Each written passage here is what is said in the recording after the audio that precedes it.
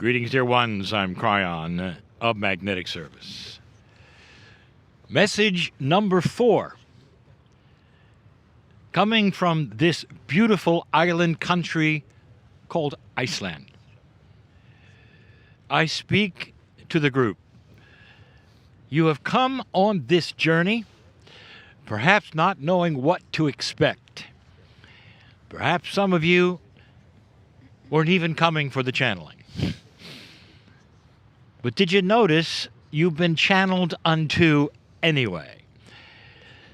This land is filled with mythology.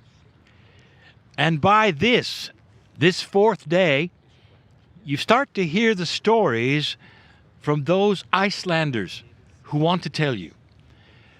They want to tell you things that perhaps are hard to believe or hard to understand. They've named the glaciers and they all have genders, the mountains, the beaches. They have personalities. But that's not all. There are stories about everything. Now, what is your belief system about something perhaps which would be elvish or trollish or any of those things? And I'll tell you, dear ones, it has nothing to do with your belief system and everything to do with that which is metaphoric. These stories are ones that have been told all over the planet by the indigenous, everywhere, not just here. They've been carried down and carried down. What the rocks might stand for, or the story of how they appeared there that has nothing to do with geology. And I wanted you to think for a moment of what this might mean. It is a broad brush, I know, but I'm going to tell you right now that the mythology is almost what I would call a cosmology, a belief the planet is alive. Not just alive, but the planet has something to say. It's the story we have given you for over 30 years. And the story is this. This planet knows who you are. The planet coexists with you. It is not something that is apart from you, and all the indigenous knew it. So analyze for a moment the stories that you hear. For this group, from your guides, there's the story of an interaction between human being and the elementals. And the stories are often very, very good. They talk about the elementals sometimes in a positive way, but always in a way that knows the humans are here. Sometimes the stories are of rescues, and sometimes they are not. Sometimes there are stories of the elementals pushing back to the humans, saying, not now, not yet. But it's always about an interaction, is it not? Human being to elemental. Elemental being pieces and parts of this planet. Nowhere so far on any Kryon tour has this been seen as much as here. And it will simply improve and get better. So I want every time this group hears about these stories to use the metaphors within your own imagination of what that really truly might mean.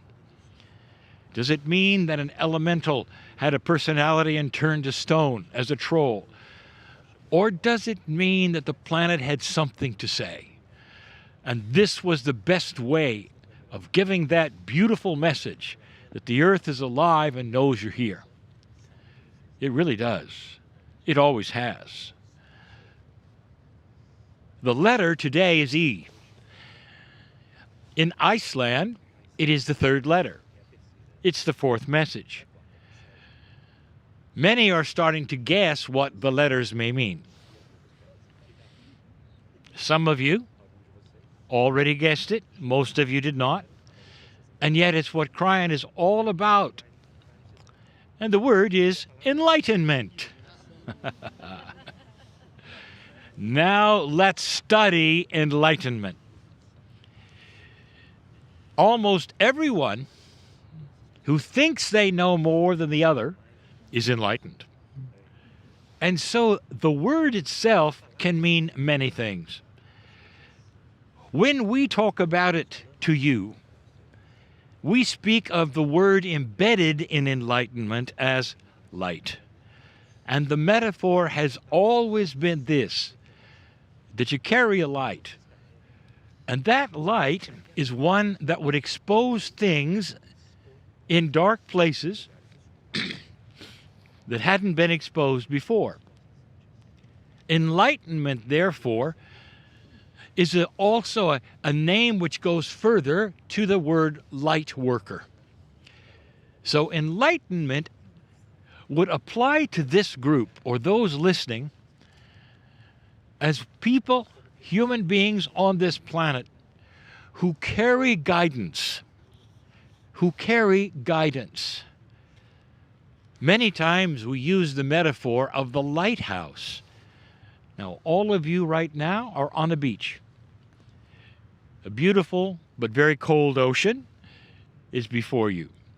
All around you are things that would seem to be diamond-like ice crystals, but they're huge and enormous. You could sit on them if you wanted. Think for a moment of the ships that might want to come here, but they can't, because they have no idea if there is a guidance or a port anywhere along this coastline or anywhere on this island. And so enter the idea of a lighthouse. And we've used this so many times. The lighthouse is placed there for guidance. It's not about a philosophy, is it? The lighthouse does not scream that they have a belief system that you should believe in, or if you don't, some things will happen to you. The lighthouse stands silent and strong. It doesn't even have a name.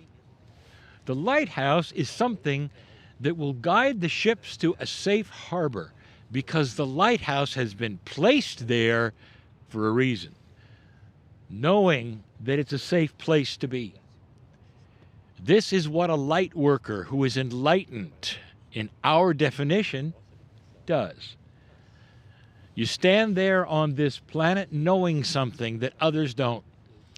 It's not about a prophet. It's not about a belief system or a doctrine. It's about the common sense of the Creator, of the planet, of things that the indigenous knew and that are being passed to you even today. Perhaps a better way to live where you'll have less fear and a lot more comfort. A way to get around health issues that seem to be those that are created even by worry. We always go to the first metaphor we ever gave to you that shows enlightenment. You're in a dark room. No one can see the other. There is fear because the unknown is present. You don't know who is around you. You don't know what they are believing or what they might do.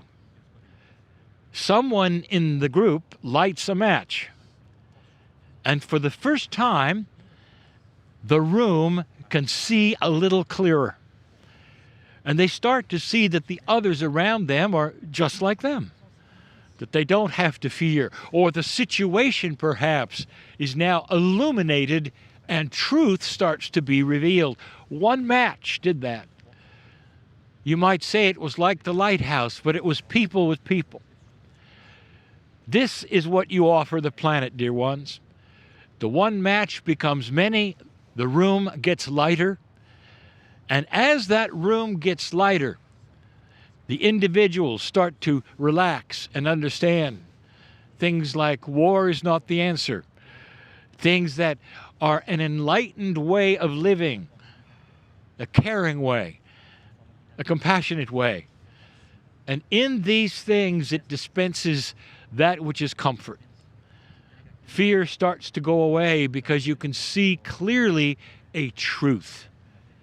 Today, as I sit here, the virus is spreading and there is great fear, But there is also truth, that this is temporary, that there is overreaction. The light that you spread in this place to others is important, to show them that there is comfort here, not fear. Common sense will win out. And even though you might say, well, Kryon, how do I do that in the middle of a beach? The answer is very well.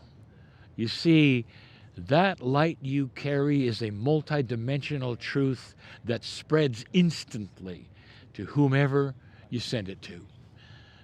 That is a truth. There are multidimensional aspects of this light you carry, and if you then concentrate on family, on groups, on even cities, to send them what you have, lighthouse, to send them that match in the darkness that will give them comfort for these times. That's why you're here. That's why you exist. That is the enlightenment and the E that we speak of. And so it is.